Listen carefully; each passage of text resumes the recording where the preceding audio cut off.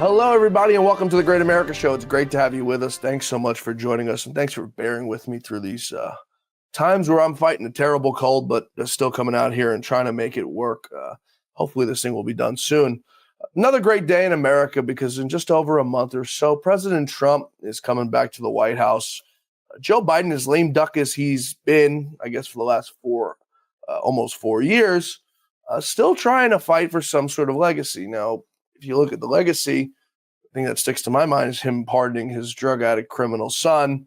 Other people look at it and think of all the economic issues he's given us, record high inflation, just collapse all down the board, whether you go to fill up your car or you go to buy groceries, anywhere you go. Things are more expensive now than they were 4 years ago. But Joe Biden thinks he's going to hold on to that he's leaving President Trump with some sort of great economy. Take a listen to President Joe Biden this week touting what he's leaving behind to President Trump.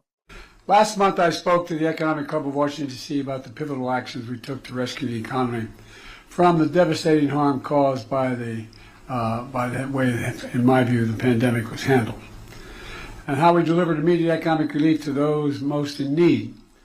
We got back to full employment, got inflation back down, managed a soft landing that most people thought was not very much likely to happen. Today, here at Brookings Institution, I'd like to talk about pivotal actions we've taken to rebuild the economy for the long haul. And how we're at a critical, in my view, moment in the direction of the economy is going to take. Next month, my administration will end and a new administration will begin. Most economists agree the new administration is going to inherit a fairly strong economy, at least at the moment. An economy going through fundamental transformation that's laid out a stronger foundation and a sustainable, broad-based, highly productive growth. And it's my profound hope that the new administration will preserve and build on this progress. Like most great economic developments, this one is neither red nor blue. And America's progress is everyone's progress.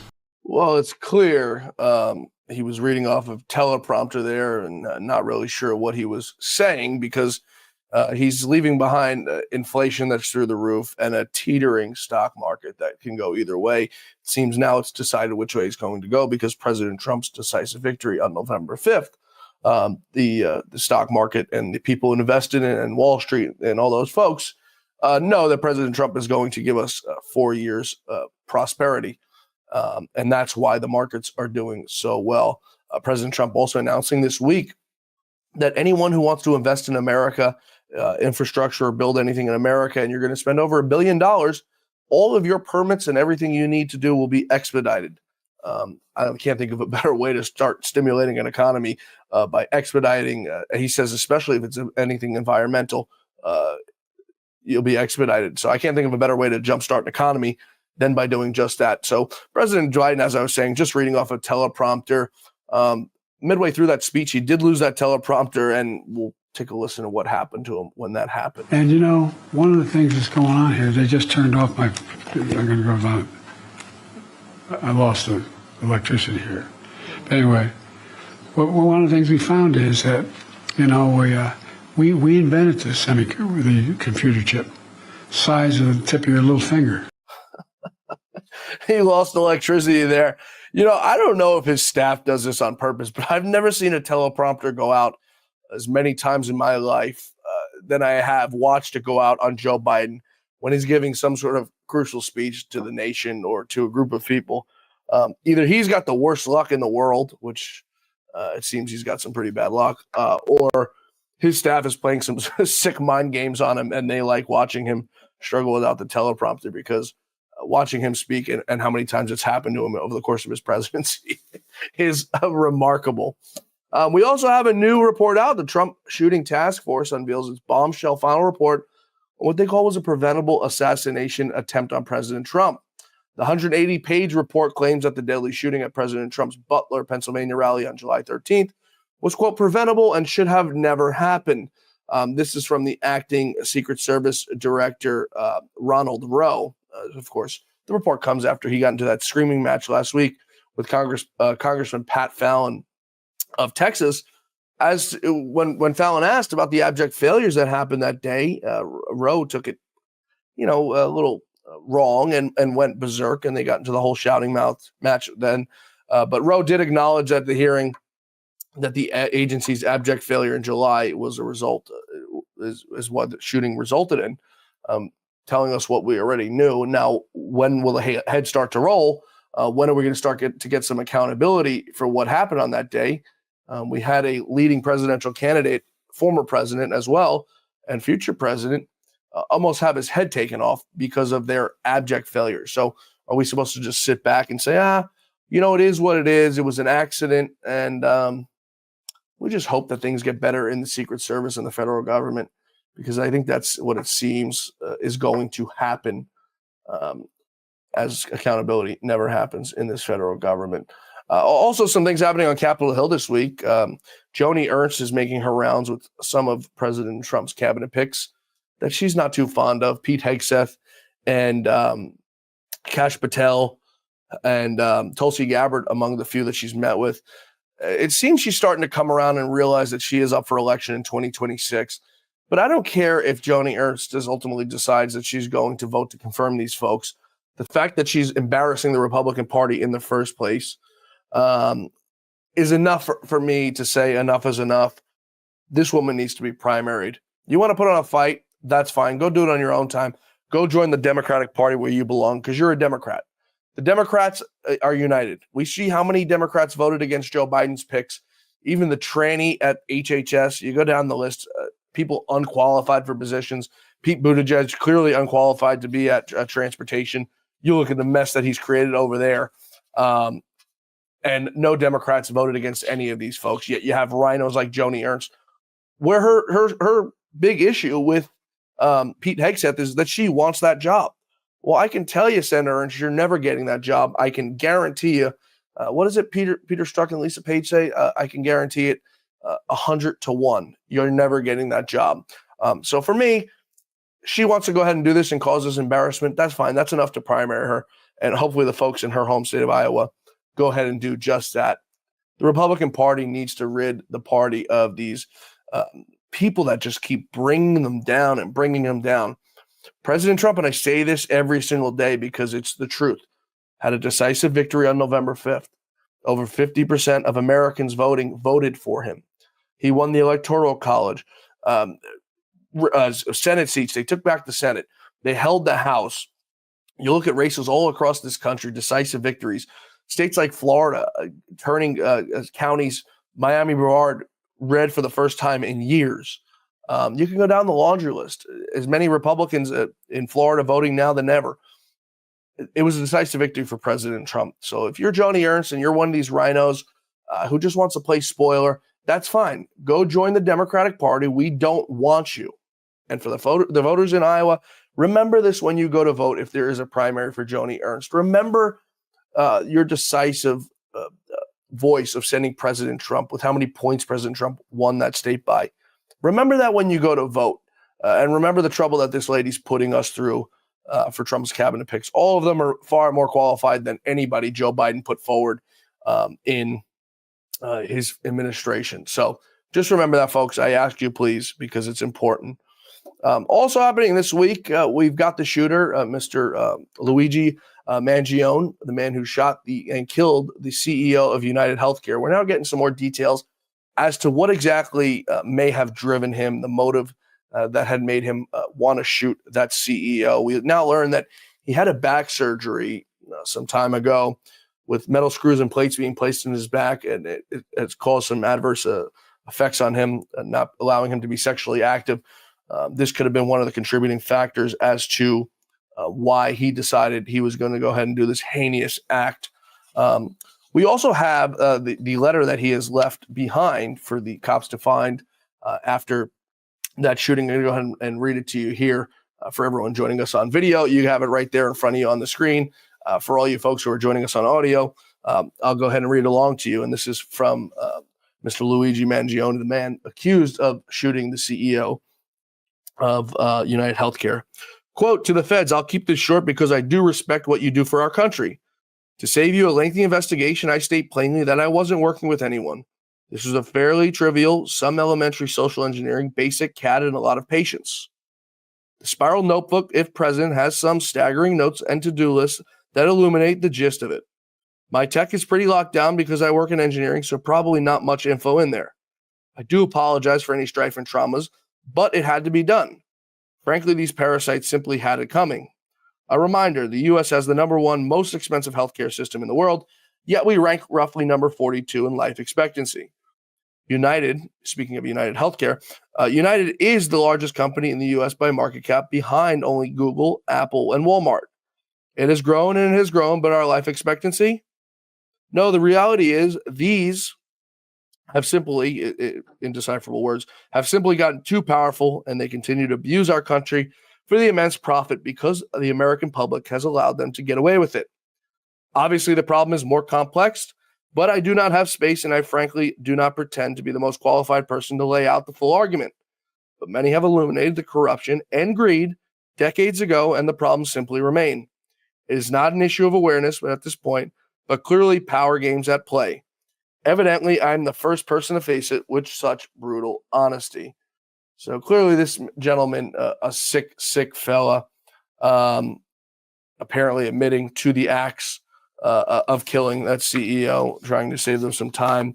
I say this often on the shows. It seems the last 4 years, people, I don't know if it's the water, but people have seemingly been going off the rails. We watched that happen.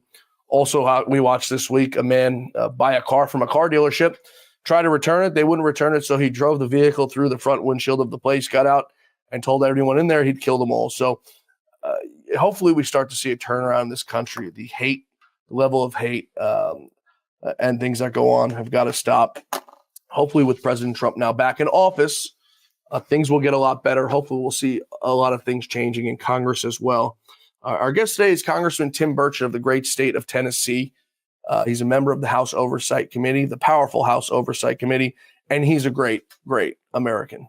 Congressman Burchett, I appreciate you joining us back here on the Great America Show. It's always great to have you with us. I want to start with first. We're about to enter the 119th Congress in just a few weeks. Donald Trump is coming back to the White House. I know you take big issue with the spending on Capitol Hill. You always put out a funny little video walking out of the Capitol saying we just wasted more of your damn money. Are you guys going to be able to get a budget through this Congress? No.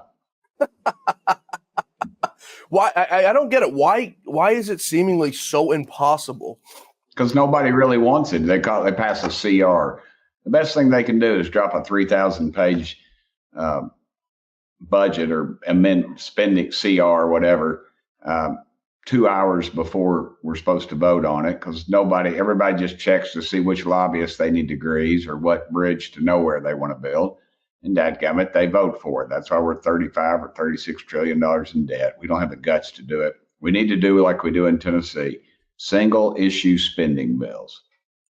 So do you think, even with President Trump here now, the chief negotiator, the man, if we ever have peace with North Korea, if we ever have peace with Iran, it's going to be from Donald Trump's doing. You don't think Donald Trump is going to be able to, with Mike Johnson, get something clean through that we don't constantly have to keep going after these CR after CR after CRs? We hadn't passed a budget in over 30 years. Right. Nobody really wants a budget. I do. The American public does when they're explained it, but they get their road paved or they get their whatever sports park built. They just keep voting for the same people that deliver the goods. Yeah, it's seemingly it's I don't know. It's you're usually a little bit more optimistic about things, but I guess we really ain't getting one if Tim Burchett's sitting here telling me, hell no, it ain't happening. It's just so troubling to me that we look at this time and time again. We look at this federal government time and time again, and where the money goes, the transgender issues. How much money, Tim, have we spent going after President Trump and his family? How much money has the FBI wasted? How much money has New York been appropriated that we've spent going after President Trump? If you put the two investigations together between Mueller and Jack Smith, it's got to be over $100 million spent. The wasteful spend. And guess what? The craziest part about it all of it, none of it was approved by Congress. Am I correct? You're correct. This DOJ committee claims they're going to cut $2 trillion out. We add $1 trillion every 100 days to the debt. We're at like 35 or 36 trillion up here. What we've got to do is what DOJ has got to do is spot areas where the bureaucrats have put things in place without legislative support or a vote. What's been done by previous presidents, Republicans and Democrats alike, by executive orders. That's what we got to do. And then once we get that, then we're going to, I think that's a good start. But the problem you're going to have is that this Congress has got to follow behind with legislation to make these things permanent, and so that they don't happen again. That's going to be the real when the real cutting's got to happen. And then we got to start going after everything. Everything should be suspect. Put it all on the table. Let's break it down. Let's do all of our programs out there that are sacred cows, and let's make sure they're doing what they're supposed to be doing and figure out a way to make them fiscally responsible. Are you confident? I know we've had this conversation many times. You've had this conversation with Lou. You were one of the brave few who stood up against Kevin McCarthy.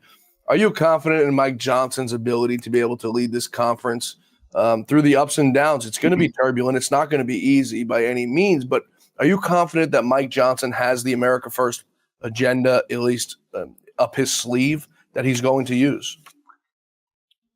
Trump loves him.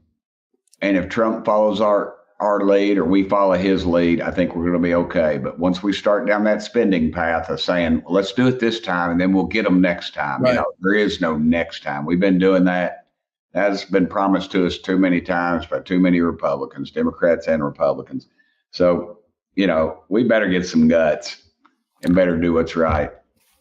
The thing that scares the hell out of me about Mike Johnson is he ran to become speaker. He became speaker. And then one of his first acts was to send Ukraine money. I mean, after running saying there's no aid for Ukraine, one of his first acts of betrayal is to go ahead and fund Ukraine. I mean, yeah. I'm not asking you to sit here and badmouth the guy, but I just can't seem to understand how we can trust him. I've not voted for any money for Ukraine. We've given over $200 billion. Now we've sent them another $50 billion today, apparently, or we're getting ready to. We're claiming it's a loan, throwing up the air quotes there. What do they got for collateral? Right. This is the biggest money laundering scheme. And then liberals attack me and say, Burchett just doesn't understand. 60% of that money is coming home. Yeah. Well, 60% of that money is paying war pimps. It's the business of war, and business is very good. No, we just give them 60% of the money, take the other 40%, put it in a CD somewhere. That's just stupid reasoning. That shows you how ignorant they are and how much they hate this country and hate our way of life. I mean, they just, these are supposedly educated people that make these comments. I tell you what, if a Republican was in the White House and it started this war, they would not be voting for that money. Yeah, you're absolutely right. You know what the problem is, Congressman, and you're not one of them, so this is why I can say it to you. But if I talk to 99% of the conference, the problem is this country is run by a group of lawyers. Yeah. I mean, you look at what lawyers have done to this country, and I mean, they've destroyed it at I'm talking about a good majority of them, obviously not every single one of them, but we have a country that's governed by lawyers who are one, it's dumber than the next. None of them, you look at who's running the Federal Reserve right now. Jerome Powell's not an economist. He's running the Federal Reserve. And the spending's out of control, and none of these people know what to do. It's the most unbelievable thing to me. You mentioned Ukraine spending. We're going to take a quick break here. We're talking with Congressman Tim Burchett of the great state of Tennessee. When we come back, I want to talk about some more money that's being spent overseas that may come back and bite us in the rear end. We're coming right back with Congressman Tim Burchett. Stay with us. I'm excited to announce our Christmas extravaganza is finally here. Get this season's flannel sheets for as low as $59.98. They won't last long, so get them while you can. Our famous My Slippers, they haven't been on sale for over a year. Regularly $119.98, now only $59.98. Our 6-piece towel sets are back in stock with extremely limited quantities, only $29.98. With hundreds of MyPillow products, there's something for everyone on your Christmas list. Bathrobes, duvets, quilts, down comforters, and so much more. So go to MyPillow.com or call the number on your screen. Use your promo code to save on all MyPillow products. For example, flannel sheets for as low as $59.98. or our 6-piece towel sets, just $29.98. But that's not all. I'm extending our 60-day money-back guarantee until March 1st of 2025. Plus, all orders over $75 or more ship absolutely free. Folks, we're back. We're talking with Congressman Tim Burchett of the great state of Tennessee, a great American, one of our favorite Congress members on this show. He was certainly Lou's favorite. Congressman, I want to turn to something that's very interesting to me. Secretary of State Anthony Blinken on November 8th said it's in the national security's best interest of the United States to waive the mandatory economic sanctions that bar Iraq from transferring upwards of $10 billion to Iran in electric import payments. So picking up sanctions on Iran, upwards of $10 billion. Iran is the greatest state sponsor of terrorism in this world. I mean, you look at anything that's going on wrong in the Middle East, and Iran has their hand in it. What is Joe Biden's plan as he leaves office now in a month and 10 days as it regards to starting another war overseas, maybe World War III? Again, the war pimps are really the puppet masters in this thing. I think Trump understood, right? He kept us out of all these crazy wars and them breaking out all over the world is economic power. And he understood that. He understood our energy capabilities, and he used them to the fullest extent that he could. And that kept us out of these wars. And you tell somebody the spigot's getting ready to turn off of their oil, they're going to back down every dadgum time. And he could do that. He was a chess player.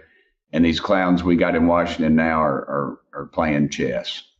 You know, it's really not hard to see, Congressman. If you look at where Lindsey Graham agrees with the Democrats, if you look at the intersecting point, I mentioned Lindsey Graham because Lindsey Graham's one of the biggest war hawks Republicans that you find on the Senate side. If you look at the line where they intersect, it's always at the military-industrial complex. Do you think we see things start to clean up over there in the Middle East, over in Ukraine and Russia with President Trump now coming back to office, like I said, in just over a month? I do. I think you'll start seeing them move that way, but that's why they're throwing all the money they can at them right now, because they know that money spigot's getting ready to be turned off. And I don't think, I just don't think they'll be prepared to do much more war after Trump gets in there. I think he will shut them down. And I think he has a clear plan, and it's a pretty straightforward plan. He's going to get on the phone and just tell them what he's going to do, and dadgummit, he'll do it. Right. Speaking of foreign policy, I consider this foreign policy too, because it's been an issue we've had here at the homeland for a very long time, back to George Bush and before him. And it's the southern border, the cartels, international terrorist organizations. What do you think President Trump is going to be able to do as it regards to the cartels, as it regards the border wall? I think you'll see these countries that support these cartels, they're going to lose the support again. Trump will put the economic might of the United States of America behind him. And I think he'll put the wall, it's like you got a hole in your boat. You can bail only so much. You got to put a plug in that hole. Right. He's going to plug that hole day one and then get to bailing. And then he's going to start massive deportations, and people are going to squeal and scream, and this isn't what we signed up for. Well, dadgummit, it is what we signed up for. Let's get all these murdering thugs out of our dadgum country. And there's extenuating circumstances with everything, but I think we've seen enough. Here we are. We put over $1 billion FEMA dollars into these folks apparently coming over, what I was told. And, the people in upper East Tennessee, North Carolina, and Hawaii are still doing without. So I think you're going to see a change in that direction. Well, you're lucky to be living in Tennessee. Up here in New York, it's just floods of them every single place you turn. A federal judge this week stopped the Biden administration from opening Obamacare to illegal aliens. Obamacare is another thing. DACA recipients. It's unbelievable that this has been caught up in the Supreme Court now for so long. DACA is unconstitutional. It's illegal. The Supreme Court has acknowledged that. Yet they kick it down to lower courts because they can't make a decision on it. Do you think this is something that we're going to be able to get sure under fire? And, I mean, now we turn to providing health care to illegals? Yeah, well, if we eliminate them, we don't have to worry about this issue. Elections have consequences, and we've got to make sure we got somebody like Trump in the Oval Office to make sure that they these judicial picks, which are life.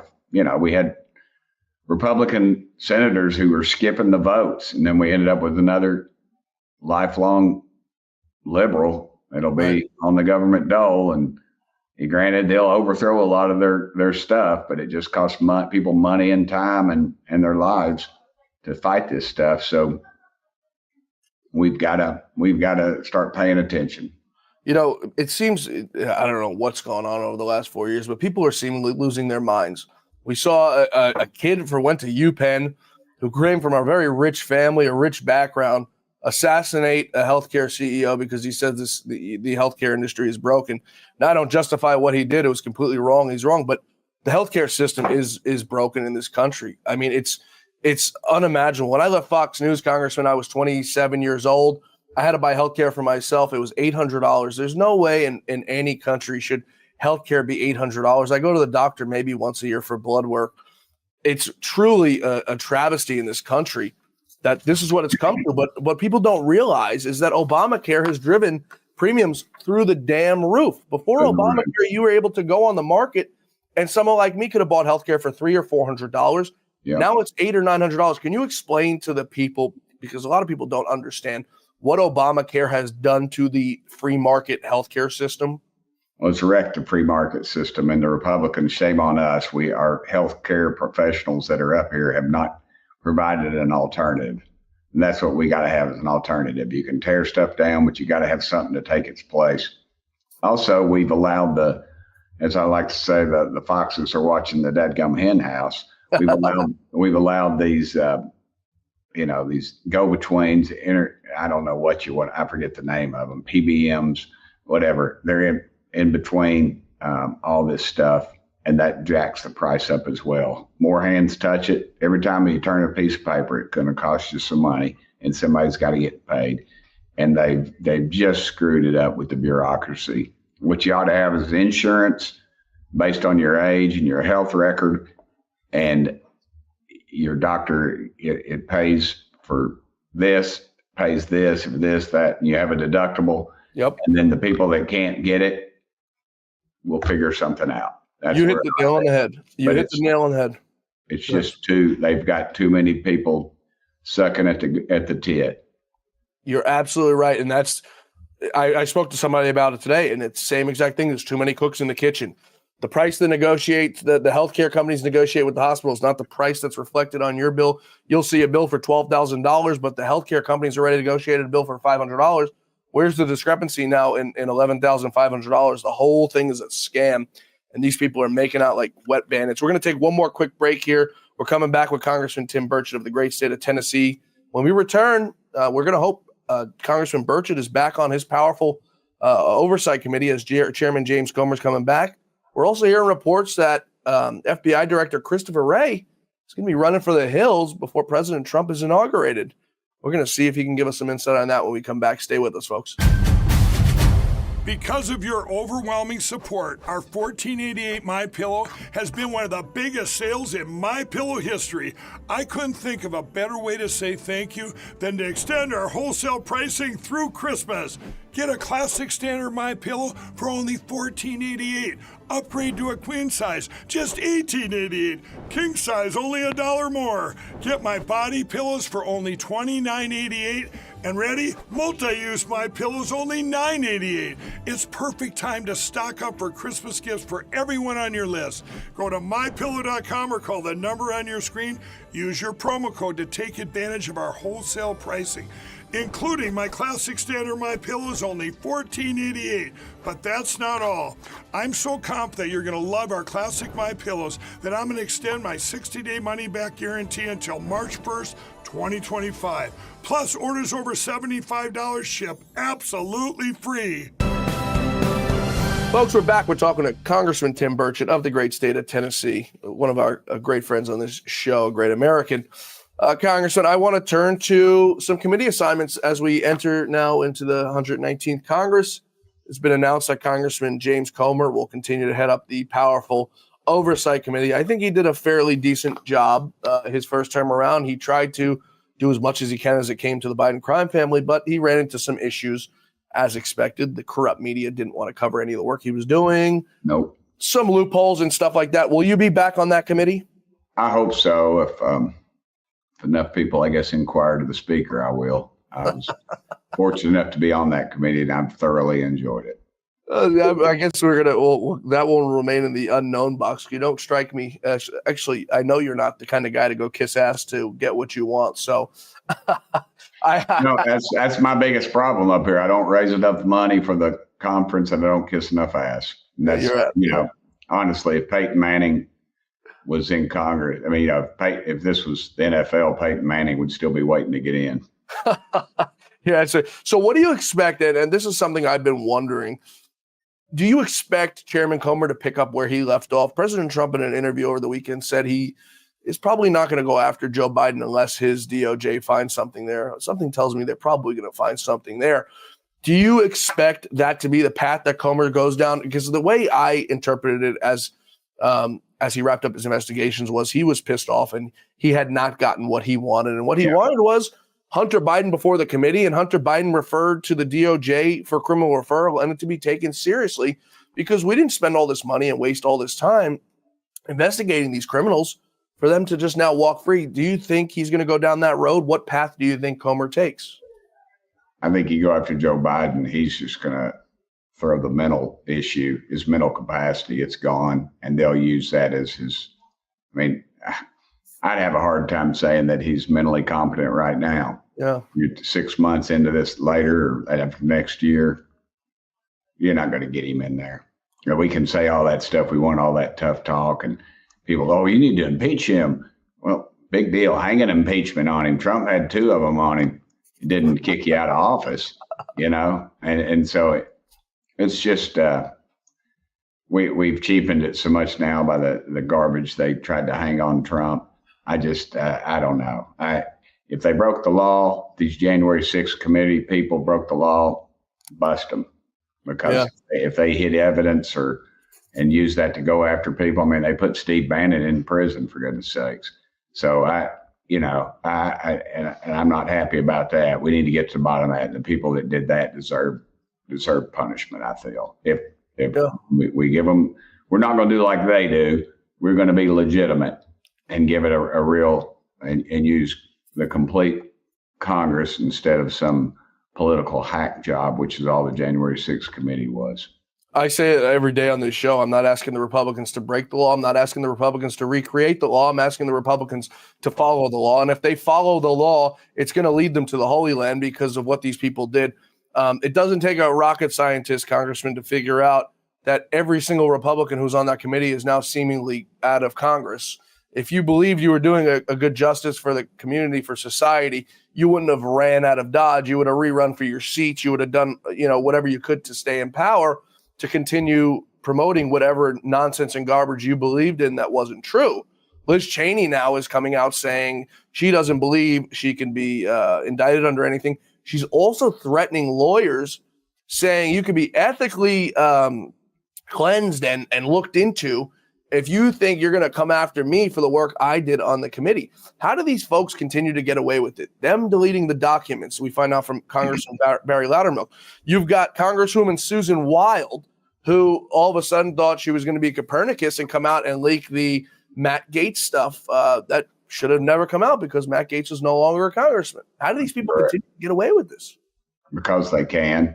There's us and them. Even when you get in Congress, I mean, I saw one of Trump's appointees today, and they were very arrogant to me. They just gave, like I said, they gave me the Heisman. They wouldn't even talk to me. There's two different groups of people. It's us and them. Let's just be honest. And when we have 15% of the population voting, it's going to continue to be us and them. Yeah, you're absolutely right. You had mentioned Trump's cabinet picks. What do you think of his picks so far? Do you agree with all of them? Yeah, I think they're excellent.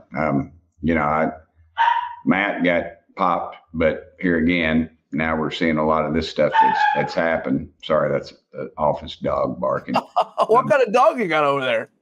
It's called the Cavalier King Charles. Oh man, I had one of those. They're the sweetest yet dumbest dogs. I've got two of them back at the house, but these aren't mine. This is a girl in the office here. Anyway, they're just, again, in congressional ethics and congressional integrity are a whole lot like military intelligence. They don't exist. Yeah. I hope that this Congress gets it together, and you're one of the few. I mean, I think you're probably one of maybe 5 or 6 people who are actually genuinely, I think, good people who genuinely mean good for this country and good for society. The rest of them all, and you don't have to take my word for it. You go look where these folks fundraise their money from. I mean, it doesn't get much simpler than that. Matt Gaetz was all individual donors. He didn't take any money from PACs. He didn't go out there and trade stocks. He didn't do any of that crap that these people are doing. And it's a cult. It really is a cult. It's like you said, it's us and them. I have some reservations on things I want to see in Congress. If you guys want to trade stocks, Congressman, that's fine. Go ahead and trade those stocks, but you have to disclose it the second you make the trade. I have a bill doing just that. You must have been watching the show because I've been saying this for a while. But no, it's true. If you want to trade stocks and you want to use insider trading, by all means, go ahead and do it. But you have to disclose it on the spot right away so that the American people can go ahead and make some money too. And we'll see how fast things begin to change. Don't you agree?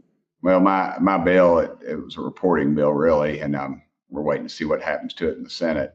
I think it's 15 days after the trade. We had to amend it down. I mean, that's the only way you're going to do it is because we don't have the guts to make the big issue. I think we ought to eliminate personal stock trades myself. Let everybody do like I do. My buddy Tommy Seiler manages my $11,000 portfolio. And he's done real well. It was $9,000 a while back, but a year or so ago, but a couple of years ago anyway. But no, I just think that's the way it should be. I think if you make a sacrifice to come to Congress, and I get it, but these guys making these crazy returns. Everybody wants to bust Pelosi on it, but gosh, there's people. She's in the middle of the pack. Yeah.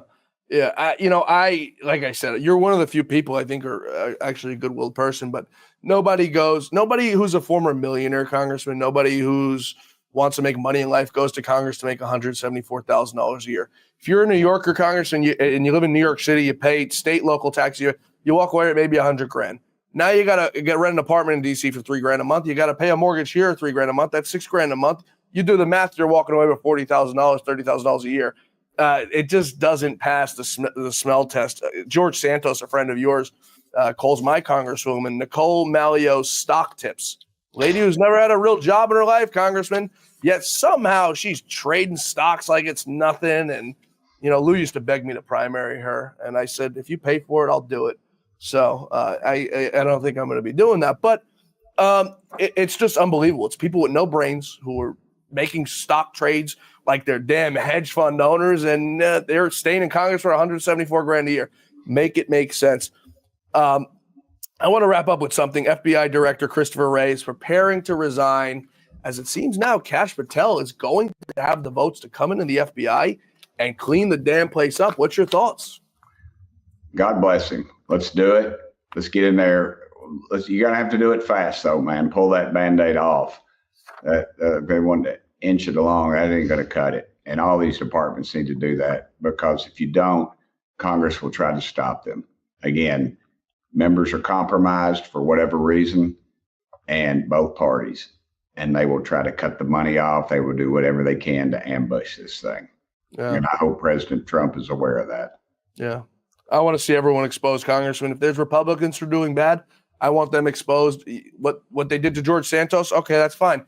I want it done on the Democrat side. I want it done on the Republican side. I want it all done. I want it all out. If you're a bad person, I don't care what your skin color is, what your race is, what your ethnicity is, what your gender is, if you're trans or whatever the hell you are. If you're a bad person, I want it to come out. There's no protecting anybody. Congressman, I appreciate your time. We're probably not going to talk to you before Christmas, so we want to wish you a Merry Christmas. And if you get the last word here on your words to the nation as we enter the holiday season and the giving season. Yeah. The victory lap's over, folks. It's time to get back to work. Hold us accountable. If you don't like the way we do, vote us out. The reason the Senate's 6 years is because that allows them a lot of time to kiss and make up, and we don't have time to kiss and make up. Let's take our country back, folks. Pray for our country, and hope everyone has a very politically incorrect Merry Christmas. I know I'm going to try to make everybody as uncomfortable as possible, especially the liberals in my family. They're sick people. Congressman, Merry Christmas, brother. I appreciate you joining us today. God bless you, brother. Thank you. It's always a pleasure. Thanks, everybody, for being with us today. Please be sure to join us back here tomorrow for the Great America Show as our quest for truth, justice, and the American way continues, folks. We're not giving up. The fight has only just begun. We'll see you back here tomorrow. Same time, same place. Until then, may God bless you. May God bless America, and may God bless the great Lou Dobbs.